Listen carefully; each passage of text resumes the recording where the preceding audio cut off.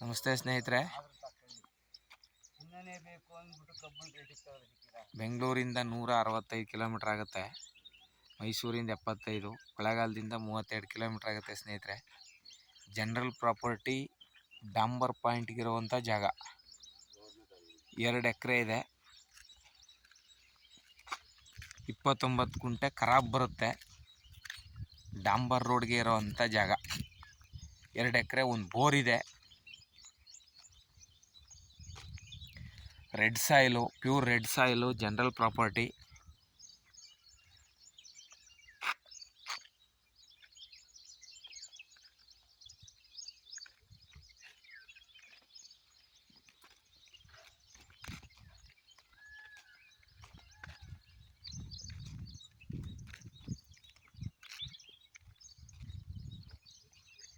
ಒಂದು ಬೋರ್ ಇದೆ ಸ್ನೇಹಿತರೆ,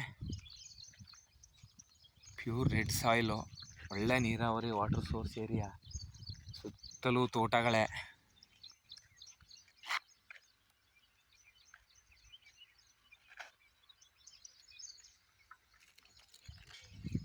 ಜೋಳ ಪಾಪ್ಕಾರ್ನ್ ಏನು ಹಾಕಿದ್ದಾರೆ ಇದೆಲ್ಲ ಬರುತ್ತೆ.